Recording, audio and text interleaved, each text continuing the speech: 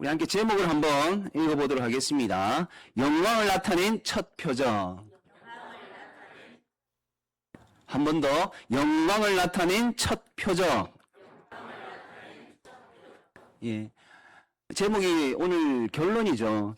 예수님께서 가나에 혼인잔치가 있는데 물을 포도주로 변하게 하는 이런 표적을 행하셨는데 그 표적의 목적이 뭐냐? 오늘 우리가 11절 말씀 함께 보았던 말씀처럼 하나님이 영광을 나타내시고 예수님이 영광을 나타내시고 제자들이 그를 믿게 하는 것, 이게 목적이었습니다. 나머지는 두 번째, 세 번째 이유들이 되겠죠. 그래서 가장 중요한 것은 영광을 나타내는 것이었고 제자들이 예수님을 믿는 것이었습니다. 자, 첫 번째 기적이라고 했습니다. 물을 포도주로 바꾸신 사건이죠.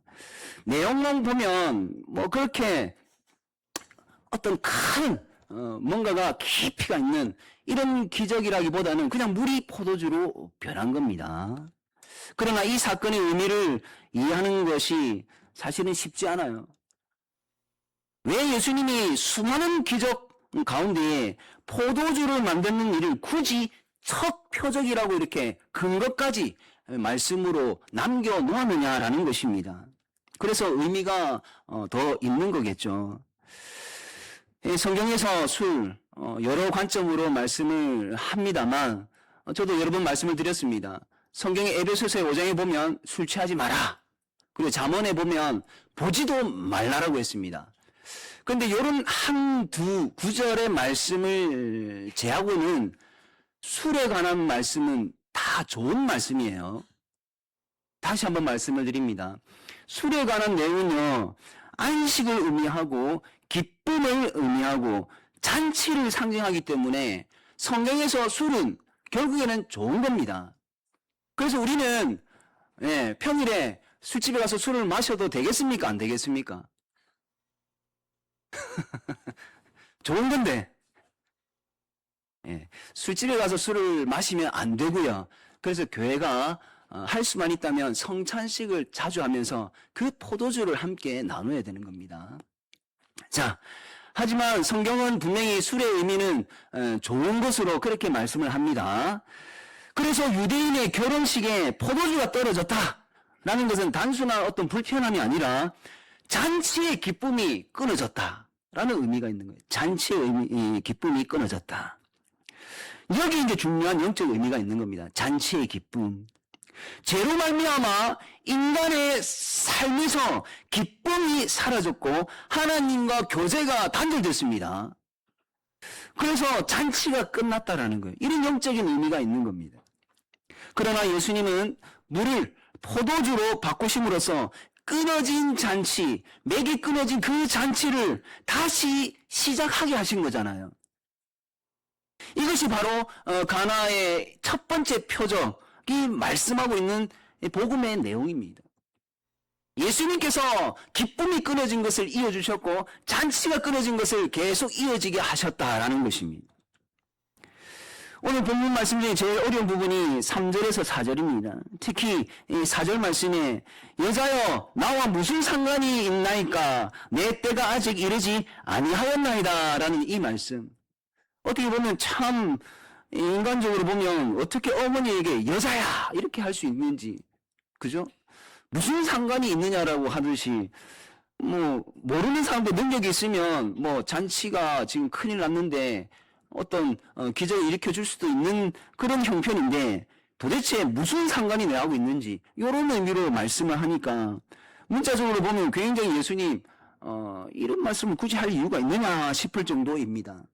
그런데 여기에도 분명히 우리가 의미가 있다라는 거죠. 특히 이 4절 마지막 부분에 때라는 단어가 있습니다. 내 때가 아직 이르지 아니하였다. 물론 눈치채신 분도 계시겠지만 이 때가 단순한 시간이 아니라는 거예요. 이것은 바로 십자가의 때를 말씀하는 겁니다. 요한복음 12장 23절에 이런 말씀이 있습니다. 인자가 영광을 얻을 때가 왔도다. 요한복음 12장 말씀을 기준으로 또 살펴보면 이때가 바로 점점 예수님이 십자가를 지는 그때가 다가왔다, 이 말씀이 담겨져 있는 의미거든요. 예수님께서 십자가에 달려 죽어주셨을 때 그때 가장 예수님이 영광스러운 자리에 올라갔다라는 겁니다. 그래서 이 때라는 것은 십자가의 때를 말씀하고 있는 거예요. 예수님께서 예수님 입장에서 여러분 십자가를 지시고 십자가에 못 박히고 손에 못 박히고 발에 못 박히고 또 어떤 고통까지 당했냐면 옆에서 군인이 창으로 밑에서 위로 심장을 향해서 찌릅니다. 이게 십자가에서의 고통이었거든요. 여러분 이게 힘든 일이잖아요. 표현이 지금 힘들다라는 단어를 사용해서 그렇지 이게 누가 감당할 수 있는 고통이겠습니까? 근데 예수님이 십자가에서 그런 고통을 당했단 말이에요. 예수님 입장에서는 고통인데 하지만 반면에 지금 이 자리에 계시는 저와 여러분 입장에서는 어떠느냐? 저와 여러분의 입장에서는 그 십자가의 고통이 우리에게는 구원의 잔치다라는 것입니다. 이게 복음이라는 거예요. 그래서 가나 혼인잔치의 표적은요, 단순한 기적이 아닙니다. 십자가를 향해 시작되는, 예수님 입장에서는 십자가를 향하는 그 고난의 첫걸음이었고 동시에 저와 여러분에게는 구원의 기쁨이 시작되는 순간이었다라는 것입니다. 물로 포도주를 만드는 사건, 십자가 사건과 이어집니다. 이것을 염두에 두고 오늘 본문 말씀을 여러분들 나중에 시간을 내어서 한 번 더 묵상을 해 보십시오. 여러분 물로 포도주를 만들어냈다고 해서 예수님 개인적으로 유익은 전혀 없습니다. 예수님이 어떤 개인기를 발휘하는 순간이 아니라는 거예요. 예수님이 일으키신 어떤 기적들도 예수님이 그 개인기를 부린 것이 아닙니다. 단지 예수님은 성자 하나님이신데 왜 사람으로 이 땅에 오셨는지를 증명하는 순간들이란 거예요. 왜 예수님이 이 땅에 오셨습니까? 뭐 여러 가지 표현을 할 수 있겠지만 이 마태복음 20장 28절 이 말씀보다 더 명확한 목적이 어디 있겠습니까? 우리를 위해 대속물이 되어주시기 위해, 지금 이 자리에 계신 여러분들을 위해서 대신 죄값을 치르기 위해 이 땅에 오셨다. 그리고 그 과정이 섬김의 모습이었다라는 것입니다. 예수님이 섬김을 받으러 오신 것이 아니라 섬기기 위해 오셨고 우리 대신 죽기 위해 오셨다. 여러분 죄 때문에 죽을 수밖에 없고 희망이 없는 우리를 위해서 예수님이 소망을 주셨고 희망을 주셨다라는 것입니다. 성경의 모든 기적은 예수님께서 우리를 위해 오셨다라는 것을 반복적으로 계속 확인시켜 주시는 거예요. 어떠한 기적도 앞서 언급해 드린 것처럼 예수님의 명예를 위해서 부린 기적이 없습니다. 예수님 스스로 개인의 영광을 위해서 부린 기적이 없습니다. 사실 가나 혼인잔치 이 결혼식의 기적은요, 영광과 갈채와 어떤 박수를 이렇게 받기에 충분한 것이었음에도 불구하고 성경은 그러한 내용을 조금도 담지 않았습니다. 죽음과 고통으로 이어지는 것을 우리에게 가르쳐주고 있습니다. 여러분 이런 모습들을, 이런 결과들을 잘 마음에 새겨야지만 우리가 예수님의 삶을 쫓아가고 싶다라고 그렇게 기도하고 소원하는데 방향성이 나오겠죠. 그죠? 예수님은 병든 사람이나 혹은 귀신 들린 사람, 이런 사람들 귀신을 쫓아내고 병을 고쳐주고 그런 사람의 배나 채워주시는 그런 목적으로 온 것이 아니라는 것, 우리가 좀 자주 이 부분을 좀 인식을 했으면 좋겠습니다. 죽음의 십자가를 지기 위해 오셨다. 우리가 이 주님을 붙잡고 기도할 때에 우리의 주님배를 좀 채워주십시오. 우리 가정에 이런 형편이 이러는데 제발 좀, 이렇게 기도하는 내용들이 얼마나 많습니까? 그렇다고 그런 기도 하지 말라는 것은 아닙니다. 하지만 우선순위는 우리의 죄 용서가 우선이다라는 것입니다. 여러분, 그렇게 죽음의 십자가를 지기에 오셨는데 동시에 예수님은 죽어 마땅한 모든 인류를, 저와 여러분이 포함되어 있는 모든 인류를 아버지 하나님과 화목하게 하려고, 화해시키려고 그 작업을 하시는 첫 발걸음을 오늘 우리에게 보여주고 있다라는 것입니다. 이게 기쁨의 첫걸음이다라는 것을 우리가 좀 알아야 되는데, 느껴야 되는데, 너무 세상의 기준에 적셔져 있다 보니까 그 기쁨은 기쁨도 아닌 거예요. 내 지갑이 좀 두꺼워져야지 기뻐지고요. 내 두 다리의 관절이 아프지 않아야지 기쁨이 오고, 내가 세상에서 돈벌이를 좀 많이 하고 이게 잘 풀려야지만 행복한 것으로 우리는 이미 기준을 너무 세워놓은 것은 아닌지, 이게 지금 우리 크리스찬들의 가장 심각한 현재의 모습이 아닌가 싶습니다. 물론 이 자리에 저도 포함이 되겠죠. 사람이 신앙을 가지면 두 가지를 사실 겪거든요. 크게 뭐 두 가지라고 볼 수 있겠습니다. 하나는 하나님의 자녀로 사는 겁니다. 하나님의 자녀로 사는 것. 하나님의 자녀로 사는 삶은요, 예수님처럼 사는 거잖아요. 여러분, 예수님이 어떤 삶을 사셨는지 아시잖아요. 그죠? 예수님의 마지막 모습은 무엇이었습니까? 모습입니다. 이 십자가의 모습이에요. 사실은 그 모습으로 우리는 가야 되는 것인데 이게 쉽지 않죠. 또 다른 하나의 모습은요, 뭐냐면 하나님께 항복해야 됩니다. 우리 복음성에도 두 손 들고 그런 찬양의 가사가 있죠. 두 손 들고. 이게 항복이잖아요. 하나님 앞에 항복하는 일인데, 우리가 마음으로 하나님 앞에 항복할 때 사실은 역설적이게도 그때 기쁨이 진짜 오거든요. 세상적인 붙드는 거 그거 잠시 내려놓기만 해도 마음이 사실은 평안해집니다. 근데 우리가 못 내려놓죠. 그걸 자꾸 붙잡으니까 자꾸 염려가 있고 속상한 일이 생기고 하는 건데, 그 딱 내려놓는 순간 미련이 없어집니다. 아마 그런 경험 해보셨을 거예요. 근데 이게 안 된다라는 거죠. 이게 안 된다라는 겁니다. 하나님도 붙잡고 싶고 세상적인 것도 붙잡고 싶습니다. 여러분, 뿐만 아니라 우리가 신앙생활 하면서 나름 개인적으로도 기적을 많이 경험해 보셨을 겁니다. 남들에게는 그게 기적이 아닐지라도 자신에게는 이게 기적인 순간들이 꽤 있거든요. 자, 그렇게 나타난 기적들이, 놀라운 일들을 우리 자신이 증명하는 겁니까? 아니면 살아계신 하나님을 증명하는 것입니까?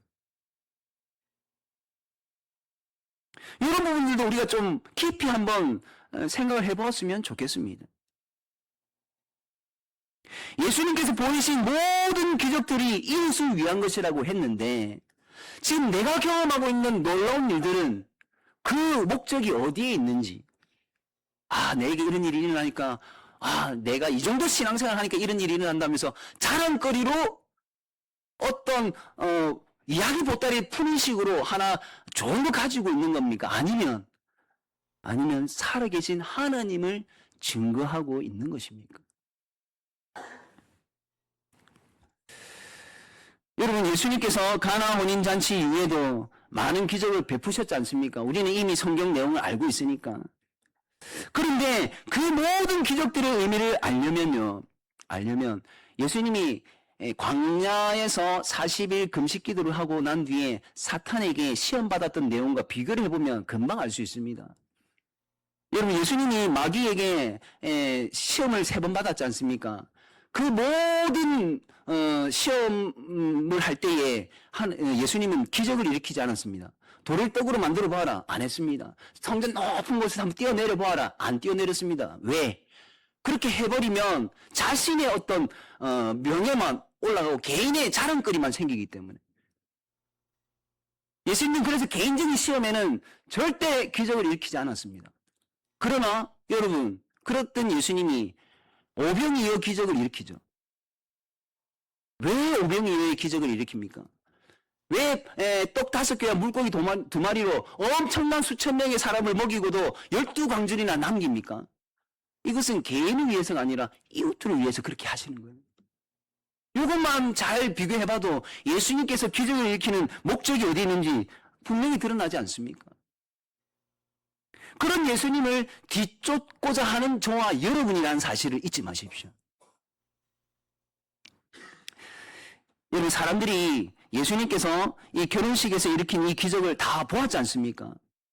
다 보았을 것입니다. 이외에도 많은 사람들은 계속 그런 예수님의 기적을 경험하지만 그 진정한 의미를 몰랐다라는 거예요.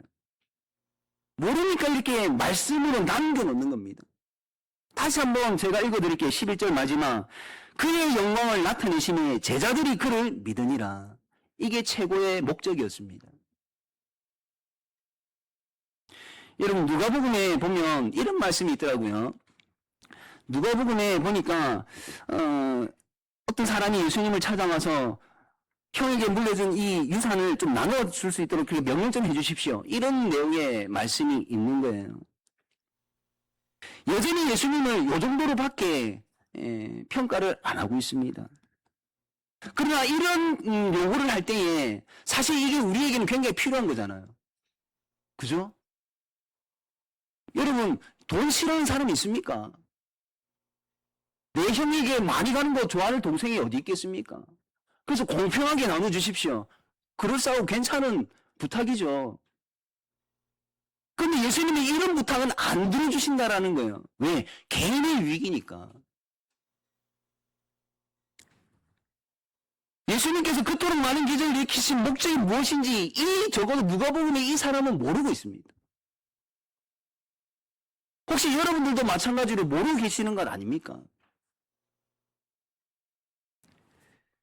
예수님께서 우리가 중요하게 생각하는 많은 문제들을 해결해 주시면 참 좋을 건데 기적을 일으켜가지고 다 깔끔하게 정리해 주시면 참 좋겠는데 뭐 저만 해도 많은 기도 제목이 있는데 안 들어주세요. 그래서 왜 안 들어주실까라고 한번 적어가지고 점검해보면 저의 개인적인 욕심이 더 많더라고요. 여러분들은 어떻습니까? 그럴싸한 문장으로 하나님 앞에 표현을 하고 있지만 결국의 중심은 자신의 욕심이 아니던가라는 것을 한번 파악을 해보시기 바랍니다. 우리가 누구인지, 저와 여러분이 어떤 존재인지, 예수님이 세상에 오실 수밖에 없었던 이유가 무엇인지 이런 것들을 하나님은 우리에게 확인시켜주고 싶은데 우리는 이런 것들에는 관심이 별로 없는 거죠. 내가 어떤 존재인지에 대해서는 관심이 없고 내가 어떻게 되어야 되는가 그거에만 관심이 있는 겁니다. 사람들은 예수님께서 일으키신 이 표적들 그런 차원에서 이해하지를 못하는 거죠. 과연 우리는 어떻습니까? 성경에 기록되어 있는 이들과 다릅니까? 아니면 똑같습니까? 우리는 예수님을 생명과 진리라는 궁극적인 목표로 바라지 못하고 어떤 개인적인 욕심, 그를 채우기 위한 어떤 수단으로 보는 것 같아요. 우리 화면을 한번 읽어보도록 하겠습니다. 시작! 우리는 예수님을 나의 개인적인 욕심을 채우기 위한 수단으로 생각할 때가 많습니다. 솔직해졌으면 좋겠습니다. 예수님이 세상에 계실 때에 그 예수님이 얼마나 많은 사람들이 쫓았습니까? 오병이어 사건만 봐도 수천 명입니다. 그러나 예수님이 십자가에 딱 달리는 그 순간의 주위에는 누가 있었습니까? 예수님의 어머니 그리고 함께 따르던 몇태 여인들 그리고 요한 사도 정도 멀찌감치 베드로가 있었고 없습니다. 이게 현실이라는 거죠. 베드로가 어떤 인물이었습니까? 마태복음 16장 16절에 주는 그리스도시여 살아계신 하나님의 아들입니다 라는 엄청난 신앙 고백을 했습니다. 뭐 베드로만 그런 신앙 고백을 했습니까? 이 자리에 계신 여러분들도 하셨잖아요. 세례 받을 때도 하셨고 직분을 받으면서도 하셨고, 그런데 정작 십자가 사건 그 옆에 몇 명이 없었다는 거. 혹시 지금 이 시대에 만약입니다, 예수님께서 또다시 십자가에 매달리는 사건이 일어난다면, 그래서는 안 되지만 그렇다면 과연 우리들 중에 몇 명이 예수님 옆에서 눈물을 흘리고 있을까? 덩달아 십자가에 달릴 수 있는 그 상황 속에서 누가 나도 예수님을 따르는 종입니다, 예수님의 제자입니다라고 말할 수 있을까?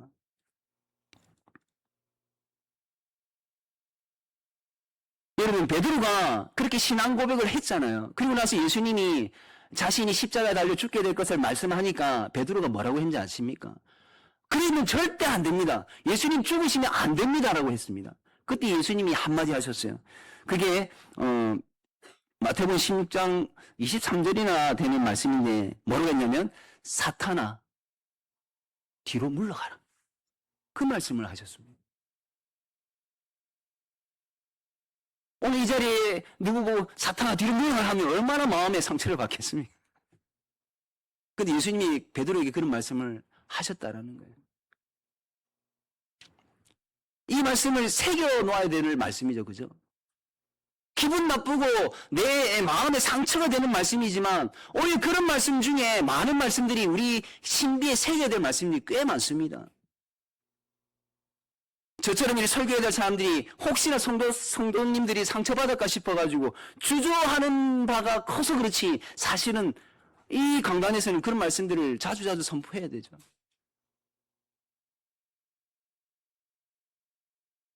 우리는 하나님의 일을 생각하지 못한다는 겁니다. 예수님이 누구신지를 알면서도 예수님이 무엇을 하려 오셨는지 제대로 알지 못합니다. 베드로가 그랬고 지금 이 자리에 있는 저나 여러분도 마찬가지죠. 우리가 하나님을 부르고 예수 그리스도를 찾는 이유가 무엇인지 한번 곰곰이 생각해 봅시다. 우리가 하는 그 많은 기도의 제목들이 있을 것인데 무엇을 위한 기도인지, 혹시 거기에는 뭐 개인적인 믿음의 공동체를 위한 내용 한번 분류를 해서 퍼센테이지 한번 따져보면 개인적인 기도가 참 많을 거예요. 뭐 그 정도라면 괜찮습니다.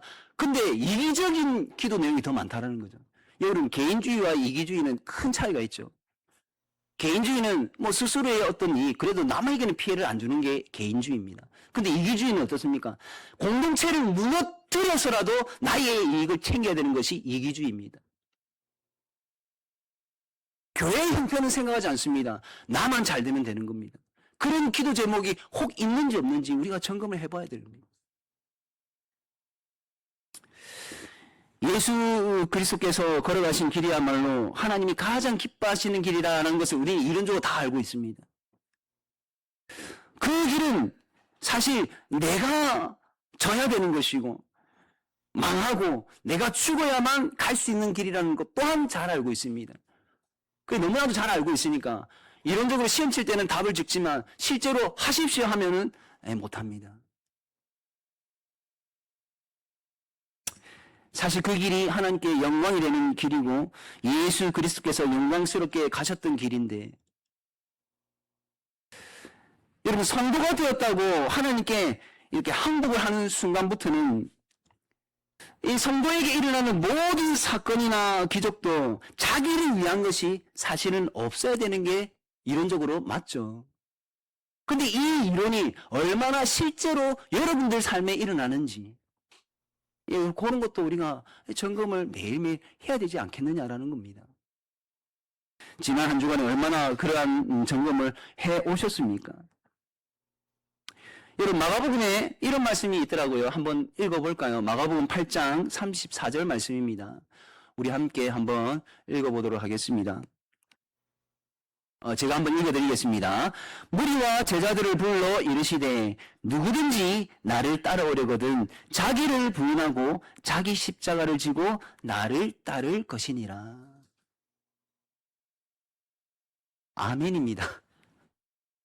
참 어렵지만 아멘 하셔야죠. 그죠? 자기를 부인하는 거, 이 쉽지 않습니다. 가장 쉽게 제가 이해를 시킬 때 뭐라고, 어떤 예를 들었냐면, 사울이 바울 된 것이 자기를 부인한 거예요. 사울 의미가 뭡니까? 큰 자다. 바울은 작은 자다. 그래서 나를 부인하는 것이 바로 그런 겁니다. 자기 십자가, 뭔지는 모르겠지만, 중요한 핵심은 그거죠. 십자가는요, 죽음입니다. 그죠? 자기 십자가도 어려운 겁니다. 안 좋은 거죠, 인간적으로 보면. 그런데 그 자기 십자가를 지고 예수님을 따라오라고 예수님이 말씀을 하시네요. 여러분, 표적을 원하십니까? 예, 저는 표적 원합니다. 그럼에도 불구하고 표적은 원합니다. 워낙 답답하니까. 여러분도 표적을 원하실 것 같습니다. 우리는 우리의 필요를 하나님께 아뢰 수 있습니다. 그러나 그것만을 신앙의 전부로 알면 안 된다라는 것을 말씀드리고 싶습니다. 참 부끄럽죠. 이런 말씀 앞에서는. 저도 참 부끄럽습니다. 하나님은 저도 사랑하고 여러분도 사랑하십니다. 저와 여러분을 분명히 사랑하시는 분이 맞습니다. 그러나 하나님께서 무엇을 원하시는지, 우리가 무엇을 중요하게 생각하길 바라시는지 이것부터 먼저 우리는 알고 있어야죠. 좀 남을 위해서 좀 배려하는 이런 부분이 되겠죠. 그죠? 참 문장만 글자로만 적어 놓으면은 이웃을 사랑하자 참 쉬운 것 같은데 왜 이렇게 안 되는지 모르겠습니다. 여러분들에게 드린 말씀이 아니라 저에게 하는 말이에요. 너무 안 되는 것 같습니다. 예수님께서 걸어가신 길을 자기 자랑의 길이 아니라는 것 뻔히 알고 있는데, 이웃을 위한 길이라는 것을 뻔히 아는데 왜 이게 안 될까요?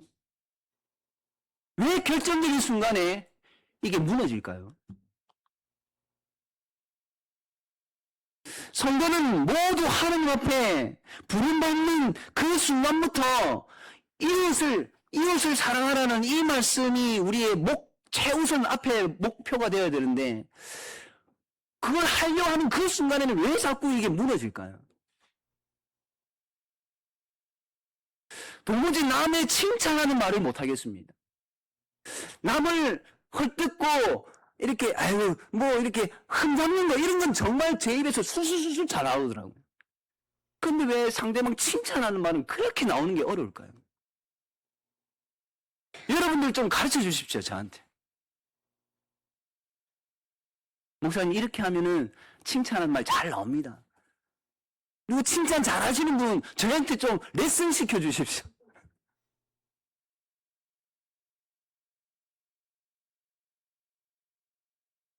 예수님께로 돌아오게 하는 표적은 요즘도 많이 일어납니다. 그죠? 무슨 말이냐면 예수님 믿겠다고 교회를 찾아오는 분이 그래도 있더라고요. 이게 이제 기적이고 표적이지 않겠습니까? 그런데요, 돌아온 자가 하나님의 이런 말씀이나 이런 것들을 공부하고 듣고 배우면서 조금씩 새로운 사람으로 변하는 기적은 왜 이렇게 찾아보기 힘들까요?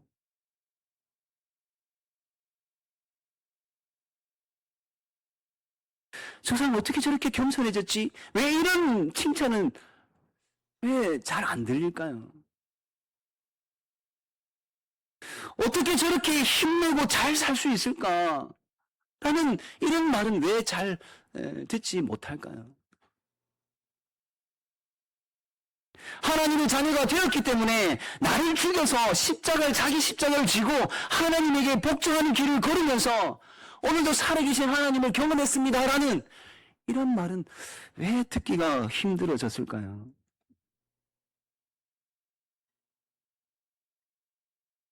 세상에서 박수를 보내는 그런 기적에만 왜 자꾸 우리는 눈이 돌아갈까요? 그게 아니라고 하는데 우리는 왜 그게 맞다라고 할까요?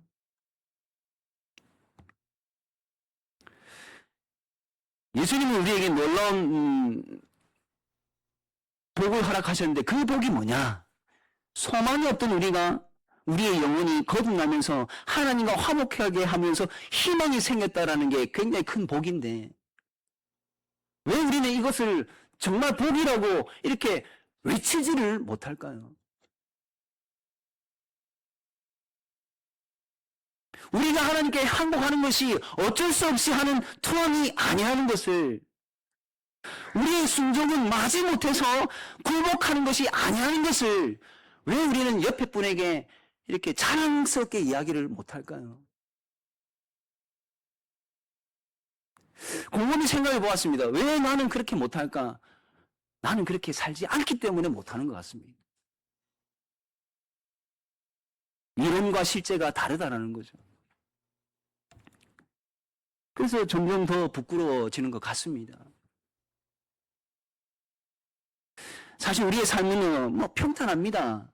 평탄하죠. 평범하죠. 뭐 싸움도 없고 갈등도 없습니다. 목숨을 부지할 뭐 이런 큰 일도 없고요. 그런 위험한 순간도 뭐 저에게는 별로 없었던 것 같습니다. 그러다 보니까 기도를 안 하는 것 같아요. 그러다 보니까 더 하나님을 안 찾는 것 같습니다. 간혹 이런 생각을 해봅니다. 그래서 하나님이 일을 만들어내시나? 그래서 하나님이 다급한 일을 생기게 하는가? 그래서 하나님께서 몸에 이상이 생기게 하고 가정에 근심 걱정이 생기게 하고 자녀에게 어떤 큰일이 생기게 하는 걸까?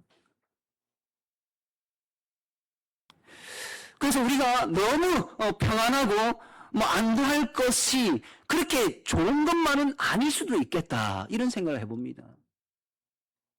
화로차를 이렇게 운행하시는 분이 이런 말을 하더라고요.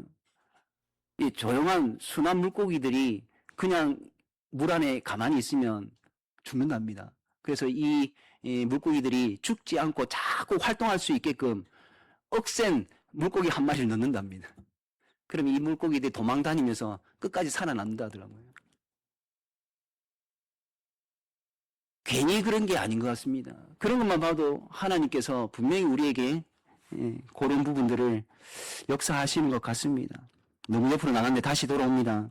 사랑하는 성도 여러분, 예수님이 가나 결혼식에서 혼인잔치에서 일으키신 이 기적, 이 기적으로 십자가를 향한 그 여정의 첫걸음을 내디디신 것처럼 우리도 우리가 겪은 신앙의 첫 체험을 다들 하셨을 거잖아요. 그 첫 체험을 십자가의 길로 이어지게끔 만들어 가셨으면 좋겠습니다. 그게 영광을 드러내는 일입니다. 그래야 우리 생애는 정말 성경에서 하나님께서 말씀하시는 정말 참다운 표적들이 일어나는 것이 아닐까 싶습니다. 끝없이 계속 지면서도 늠름하고 넉넉하게 좀 살아갈 수 있는 우리들이 되었으면 좋겠다라는 거예요.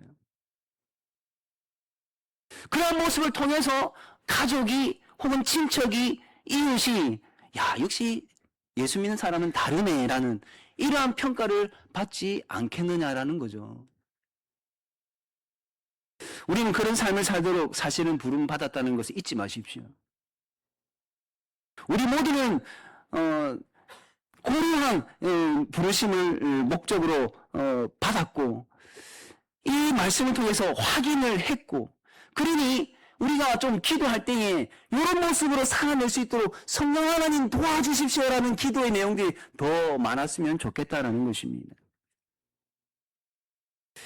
오늘 이 말씀을 들었으니 이제부터라도 우리가 남은 인생이 있을 것인데 예수님께서 이 결혼식에서 첫걸음을 내디신 그 심정을 잘 헤아리면서 예수님이, 우리 아버지 하나님이, 성령님이 기뻐하시는 그 길을 좀 힘들더라도 참고 좀 걸어갔으면 좋겠고, 하나님의 말씀에 좀 더 완벽하게는 못하더라도 좀 더 어제보다 오늘 좀 순종으로 걷겠다라고 이렇게 결단하면서 좀 몸부림을 치는 저와 여러분이 되었으면 좋겠습니다.